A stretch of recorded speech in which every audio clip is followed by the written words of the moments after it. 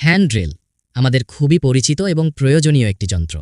Screw লাগানো হোক বা দেয়াল ফুটো করা, এর জুড়ি মেলা ভার। কিন্তু আপনি কি কখনো ভেবেছেন এত ছোট একটা যন্ত্র কিভাবে বিদ্যুৎকে শক্তিতে রূপান্তর করে?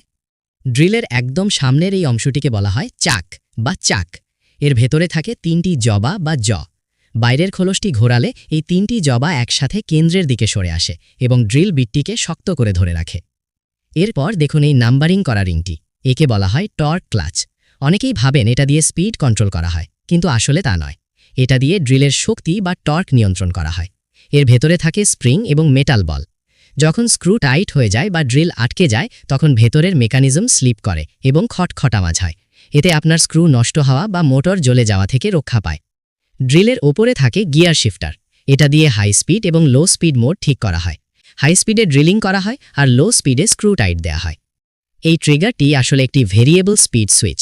আপনি যত জোরে চাপবেন, মোটর তত জোরে ঘুরবে, আর ট্রিগার ছেড়ে দিলে সাথে সাথে ব্রেক কষে ড্রিল থেমে যাবে। এর পাশেই থাকে দিক পরিবর্তনের সুইচ, যা দিয়ে ড্রিলটি সোজা বা উল্টো ঘোরানো যায়। নিচে থাকে লিথিয়াম আয়ন ব্যাটারি। ভোল্টেজ যত বেশি, ড্রিলের শক্তিও তত বেশি। এর ভেতরে সার্কিট বোর্ড থাকে, যা ব্যাটারিকে সুরক্ষিত রাখে। সবশেষে ড্রিলের আসল জাদু থাকে এর গিয়ার বক্সে। মোটরটি খুব দ্রুত ঘোরে, কিন্তু তার শক্তি বা টর্ক কম থাকে। তাই এর ভেতরে প্ল্যানেটারি গিয়ার সিস্টেম ব্যবহার করা হয়। এই গিয়ারগুলো মোটরের বিশাল গতিকে কমিয়ে সেটাকে প্রবল শক্তিতে বা টর্কে রূপান্তর করে। এভাবেই একটি ছোট হ্যান্ডড্রিল আমাদের কঠিন কাজগুলোকে সহজ করে দেয়।